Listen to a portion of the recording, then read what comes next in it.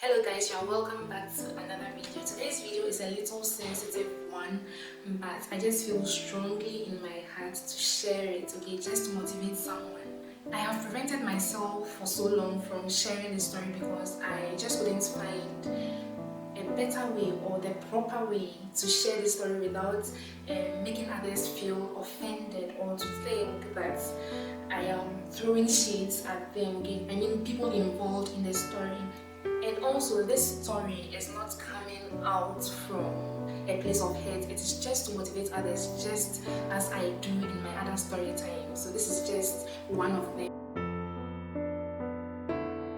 I got married at the age of 24 and my husband was 27 at that time. And the truth is, at that time, right, I never thought of those ages as young ages for people to get married at until we decided to get married. The backlash, not from unknown people, but from known and very close people, was too much. Let me just chip in that we also received a lot of support, okay, a lot of support. Just that is not the purpose of this video. People who had not even spoken to God about our marriage to know if what we were doing was right or wrong just decided to jump in and discourage, say mean things, do all sorts of things just to discourage us from getting married, all in the name of you were too young and might not even know what you are doing. Now, let me just add this. At that time, right, I already had my bachelor's degree in architecture. I had just finished a 1-year intensive study of Chinese language and was about to start my master's degree in architecture. My husband, on the other hand, already had his bachelor's degree in civil engineering. He had just finished his master's degree in environmental engineering and was about to start his PhD in environmental engineering. And I'm just giving all these details for a purpose, okay? And apart from that, right, we had a little business on the side we were doing to keep us going. We were actually independent at that time. We relied on no one. And so it was very hard for me at that time. And it's still even hard for me now to imagine why anyone would just want to prevent us from getting married, with the only reason being you are too young.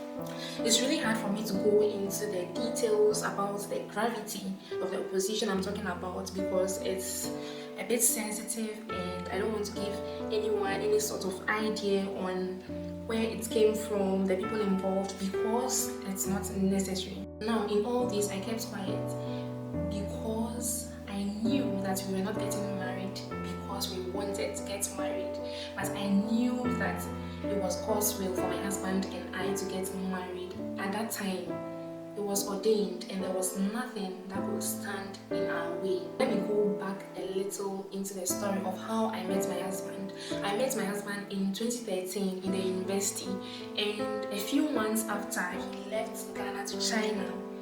And for almost 4 years, all we had was a long distance relationship.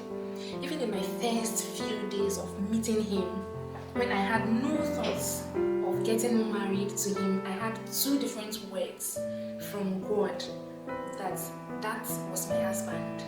Now, I am not talking about hallucinations or daydreaming or that kind of thing you feel when you meet a new person, someone you are interested in, right? That prevents you from even thinking well, right? That's not what I'm talking about. If you have a relationship with God, you are able to decipher the voice of God from the other noise that the world brings into your life. Fast forward to a year before I came to China. That was 3 to 4 years after my husband left. I had another word from God.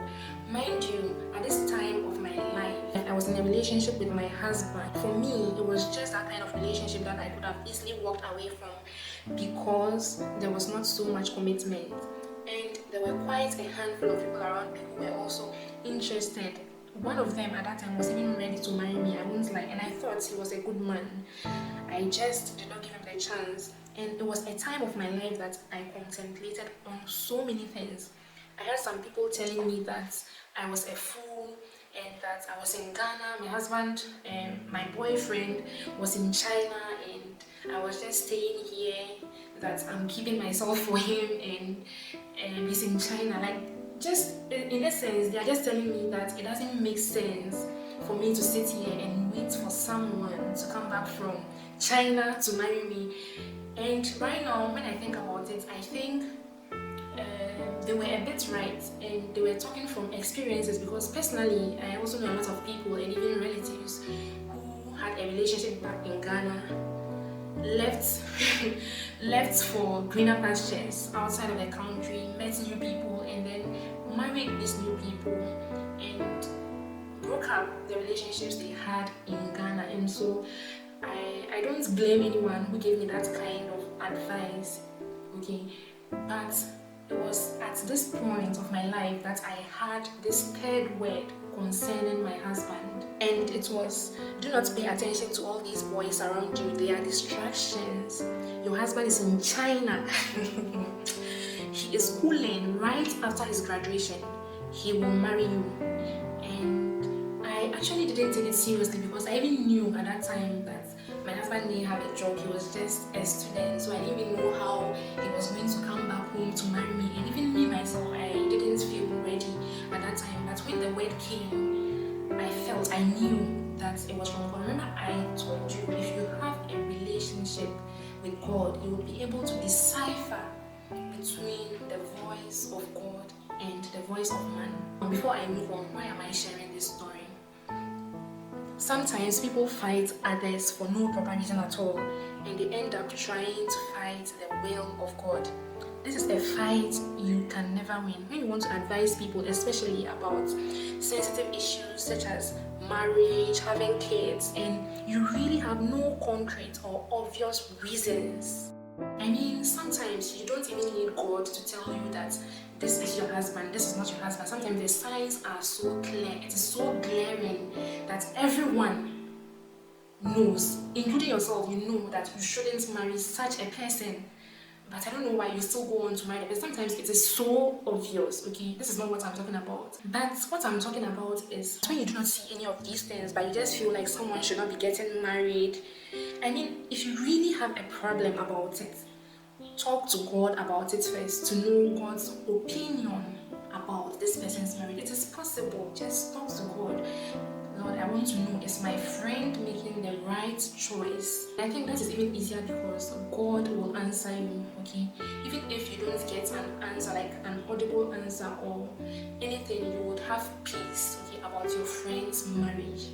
Alright, so back to my story. When I got this message, I didn't really take it personal. I knew my husband didn't even have a job at that time, and I just felt like marriage was going to be impossible the next year. You know how Mary behaved when the angel came to him? I think I understand that now. Like, that's how I felt. It was good news, but well, how is it going to happen? That was the feeling about it. And I did not inform my husband about it, because I didn't want his decision, his actions to be based or motivated by this word. So I kept it to myself. I didn't even tell my parents, I didn't tell my sisters, nobody. I just kept it to myself. And then the next year I went to China, and in 2017, my marriage wasn't planned. Actually, I got married in 2017. It wasn't planned.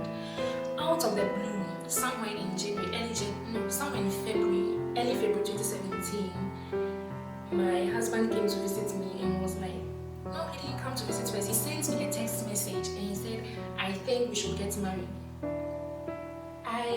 I was shocked. I said, okay, I just didn't push it until he came to visit me again, and he was like, AC, I think we should get married. I think this is the time for us to get married. And I was like, really? I was shocked. I was actually shocked. But me, I had that word at the back of my mind.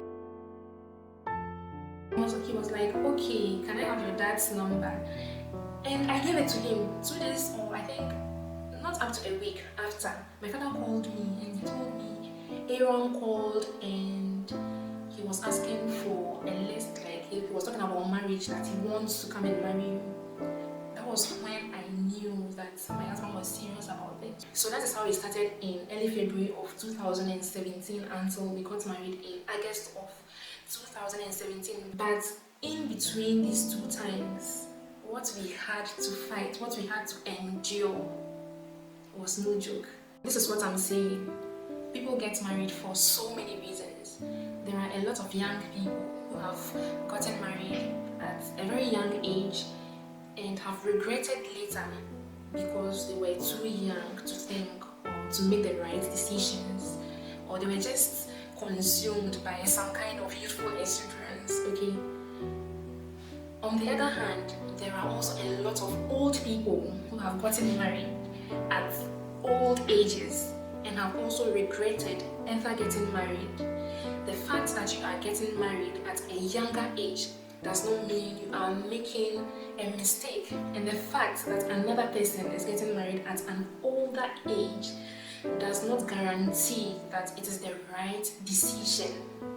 Now, I think that marriage, this thing called marriage, is more of a spiritual journey than a physical one. Now, do not let age be the reason why you should talk someone into getting married or to talk someone out of getting married. Now, some say that when you get married at a young age, you miss out on life. But I think of this and I'm like, really, just think about this.